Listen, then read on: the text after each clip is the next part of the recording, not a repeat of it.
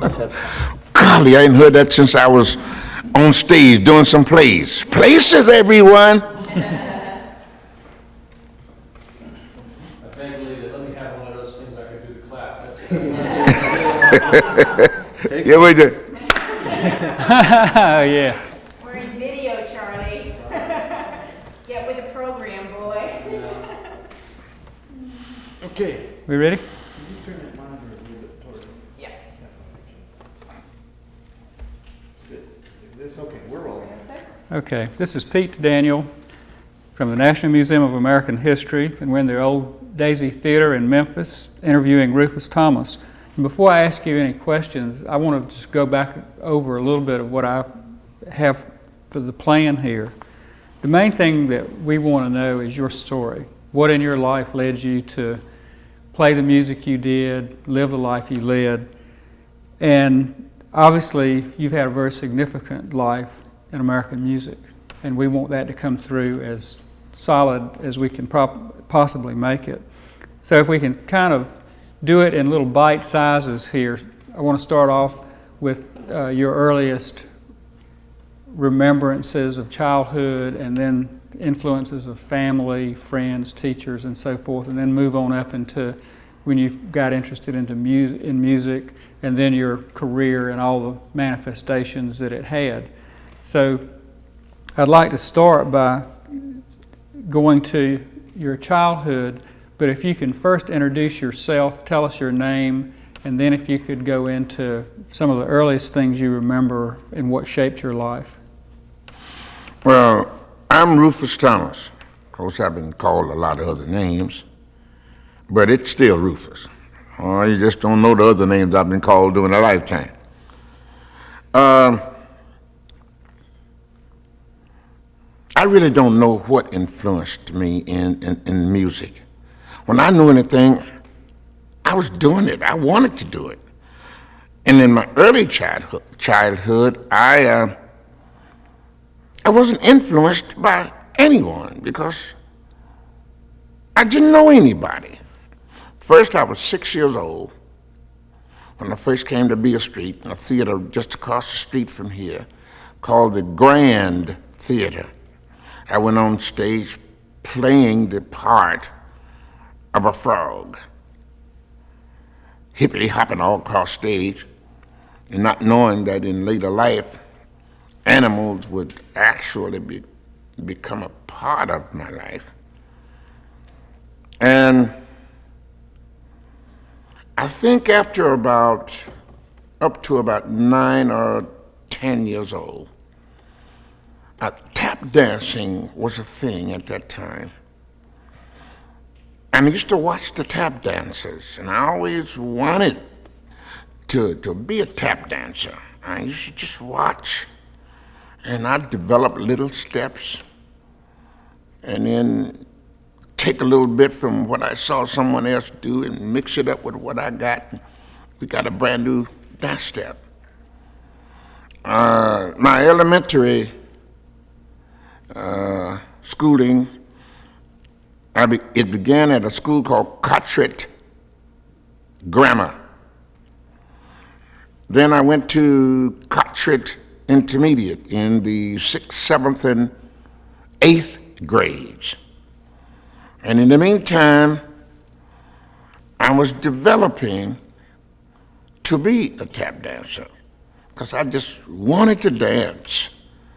Then there was a graduation from the 8th grade to the 9th grade at Booker T. Washington High School, which really began the actual development of, actually it was my beginning into the real show business at 14. Under the, I won't say leadership, but he was my high school history teacher, and they would have plays and musicals in the school. And in the meantime, I had learned to be a good tap dancer by 14. And there was Henry Dublin, we called Jabbo, Rufus Thomas, Johnny Dowdy, fellow by the name of Percy, or it was a number of tap dancers here in the city. And I used to watch them all. And I developed, mind you, that there were no kind of teaching to be done in this city at that time to black kids.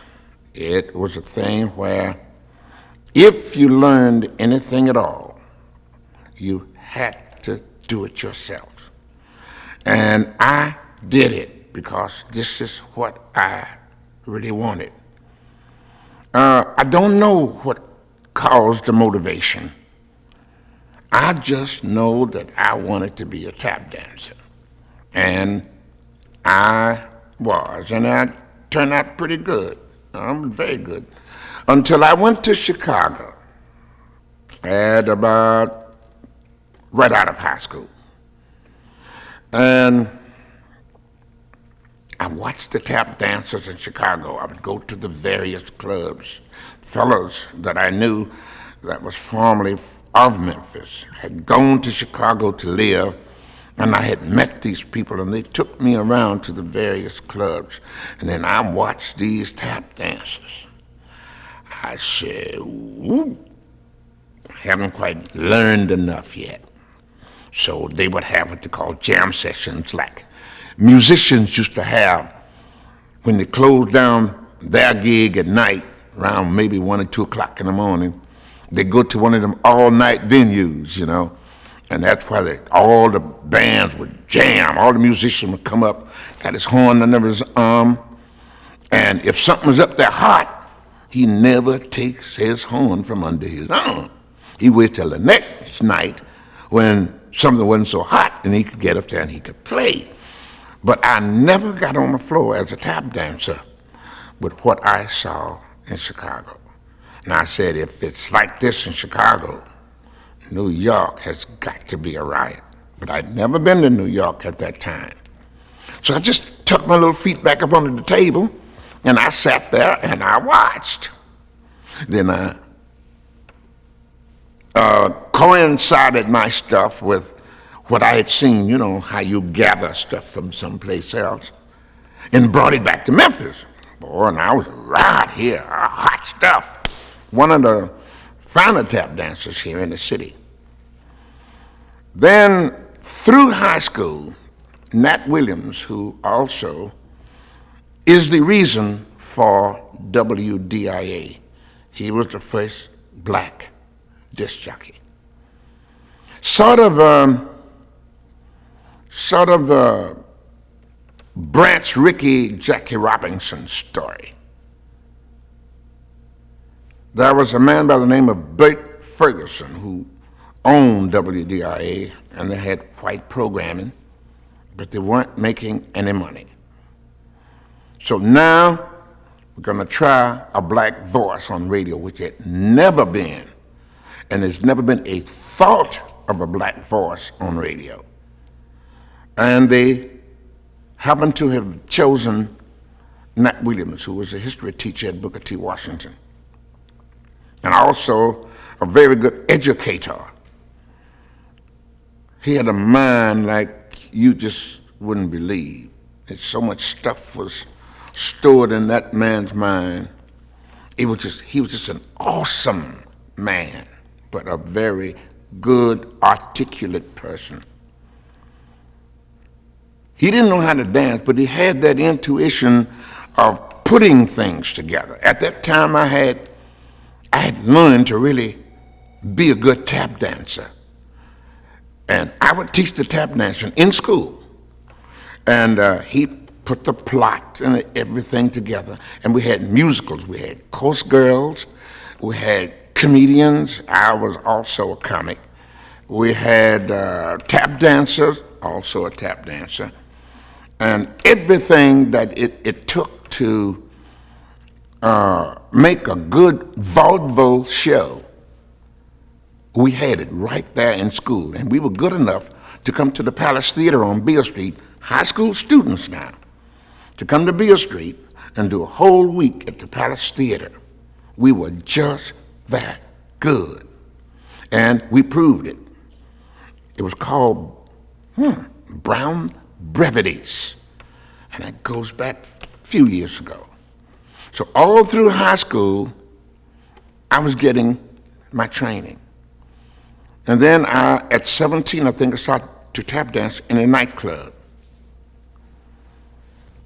The Morocco, Cotton Club, Brown Derby, Elks Club, all of these clubs that I worked in as a tap dancer.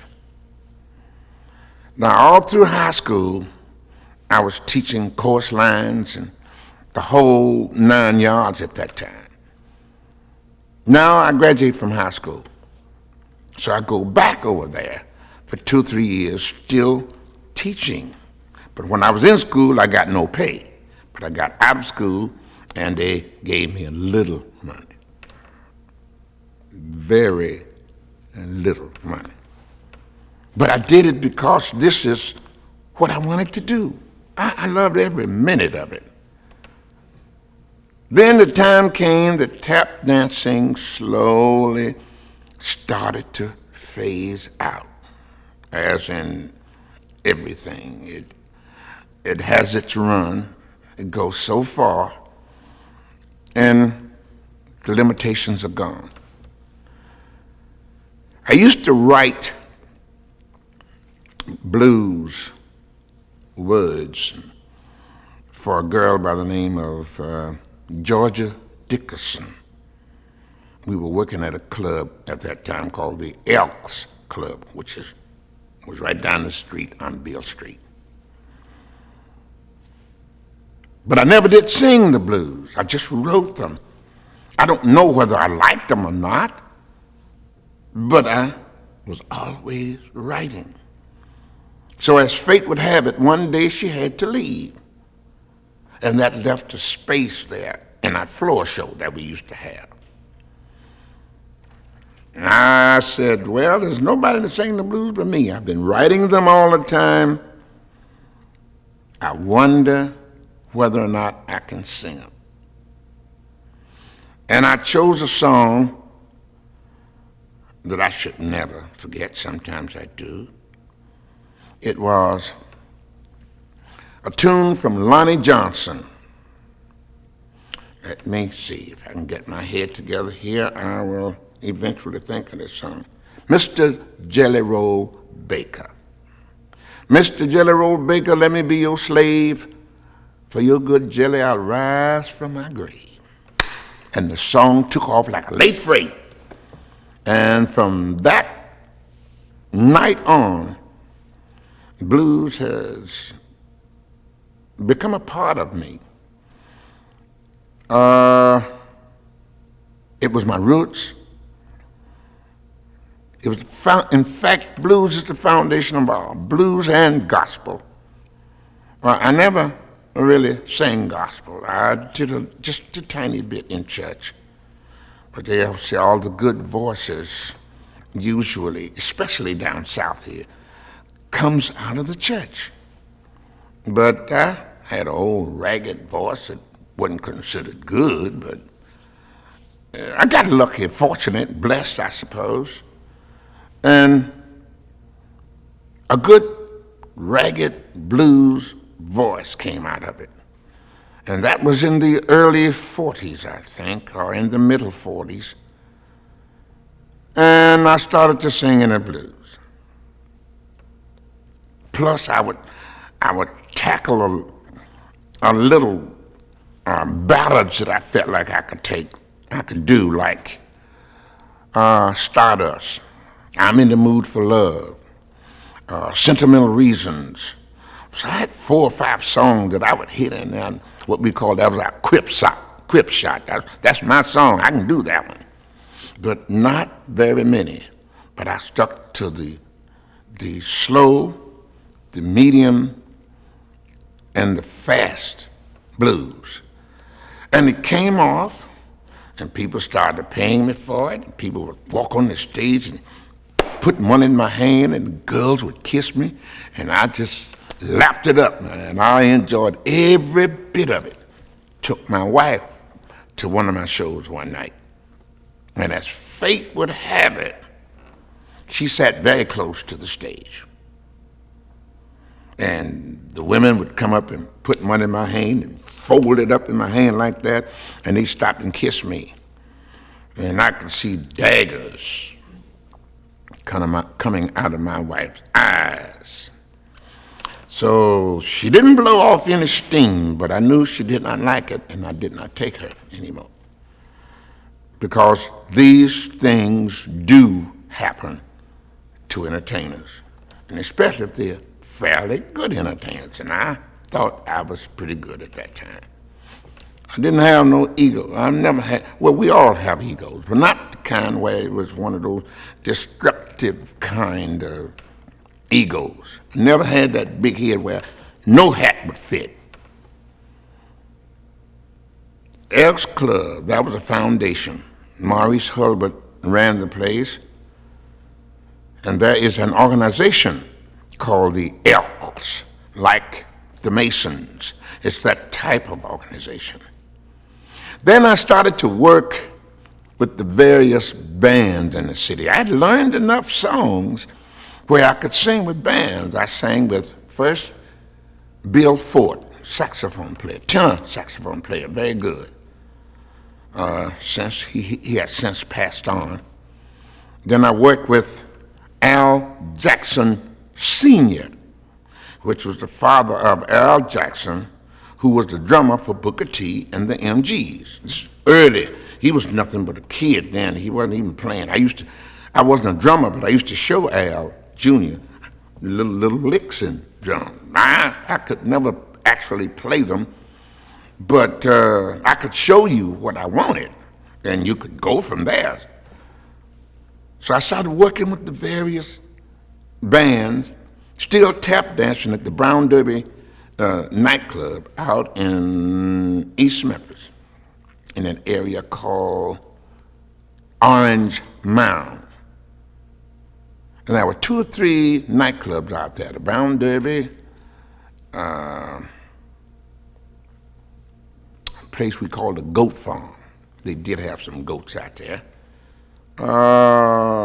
Can't think of the real name. Then there was the Bond nightclub on the north side. So I worked at all of them as a tap dancer. And then when it phased out, and I started singing with the various groups.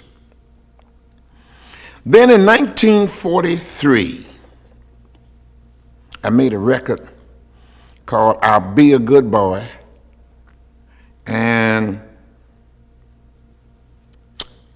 I'm supposed to know that song, but I can't remember. It was for a record company out of Dallas, Texas, I think. And it sold about 5 copies. We made the record in a nightclub called Curry's Club Tropicana on the north side. And the Fender bass and maybe the upright bass wasn't dominant at that time. The piano was the dominant instrument, and that left hand that carried the bass. I think we sold about 5 copies, and I bought 3 for them. And that was in 43. But in the meantime, I continued to sing, work in the various clubs as a singer and tap dancer. And in 1953, I went to a record company called Sun Records, Sam Phillips, who I think most of you know about. He's the foundation for Elvis Presley. That was 2 years before Elvis. Elvis came in 55, I think. So I made the first record. He had black people all over as that stable there. And I made the first record, that first hit record for Sun Records, which was Bearcat. And it did very good. It made money for Sam. I don't know whether I got all the money that I was supposed to have gotten, but that was the first hit record. All I wanted to do is just make a good record. It didn't matter, really, whether I got paid or not. I wasn't even thinking of the pay. I wanted to make a good record. Then came Elvis. Sam had been looking for a white boy who could sing black music. Because I'll tell you about black music in a minute. And Elvis came along. And he started working with Elvis. And when he started working with Elvis, he discarded all of his black talent, including me. And I had made the first one for him and made other good records in the process. But then Elvis came, wiped out the whole thing. Then came Johnny Cash, Roy Orbison, Carl Perkins, Jerry Lee Lewis, with Sam.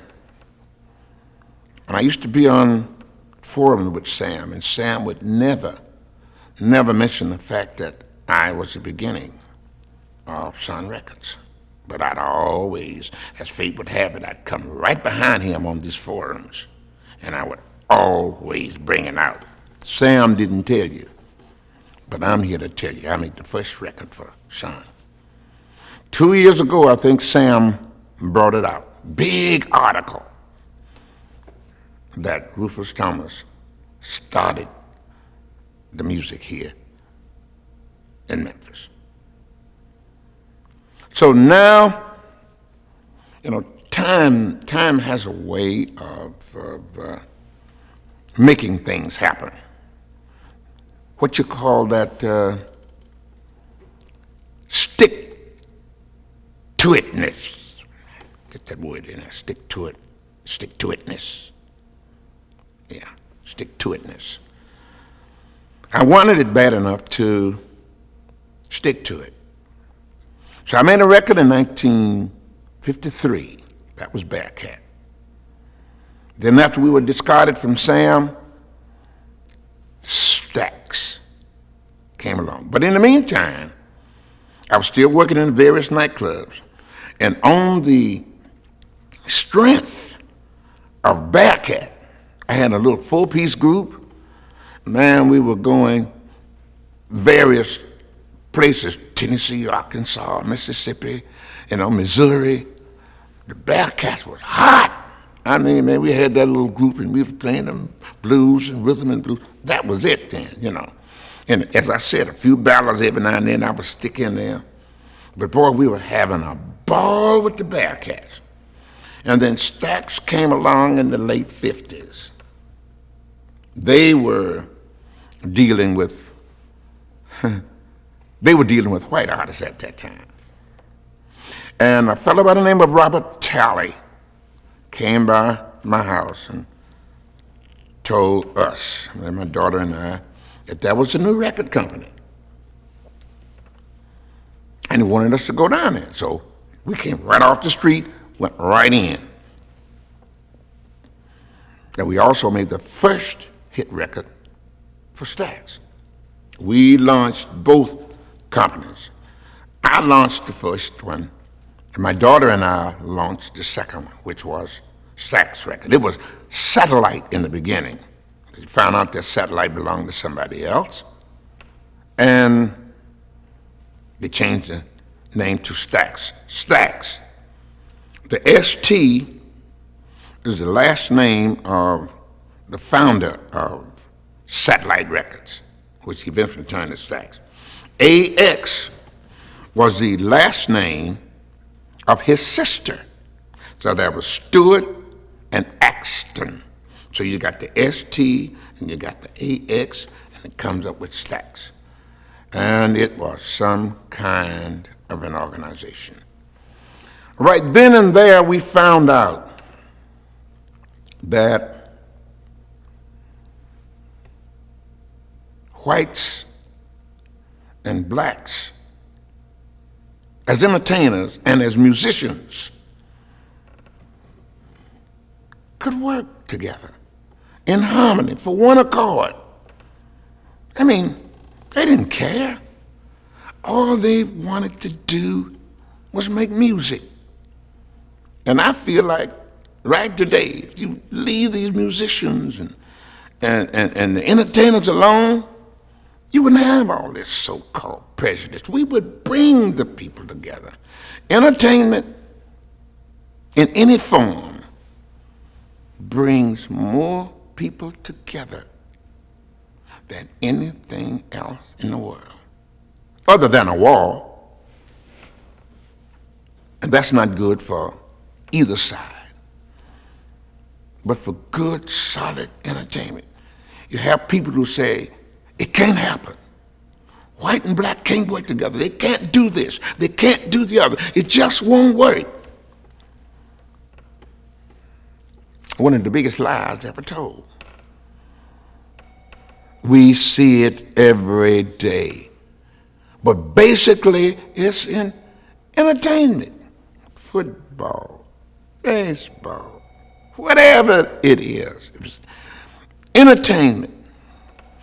I worked at the Los Angeles Coliseum before 105,000 people singing the Funky Chicken. How many politicians do you know can bring them kind of people together? How many of the people that say it can't happen, it won't work, have they done anything like this?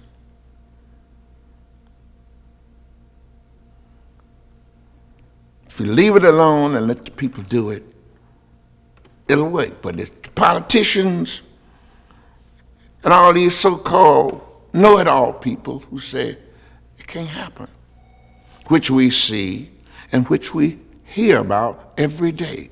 And it's working. I don't know how many people, I just left France. I don't know how many people were out there, but they were all together. You had black Frenchmen also. And they'd come together. No problems, no nothing. They said it couldn't happen in Memphis. Right here at Tom Lee Park. It used to be a black park because there's a monument erected to a black man, Tom Lee, who saved a lot of white folks. A boat sank, and he made all kinds of trips out there. They don't know how many, but he saved individual after individual, and they erected the monument to him. But white folk didn't go down to that part. Now, it wasn't a law, it wasn't a written law that white folk couldn't go down there. They just didn't go because it said black, Negro at that time. And now, all you see down there every day, white folk. Why? Well, the time has come, and hopefully some of the stuff that has happened for so many years, well, I believe it's going to always be here, but if we can get 75% or 3/4 of it to work, that's an accomplishment. But it's always that division in there that keeps one person from doing something. Our Grammys, and we first had gospel. Excuse me.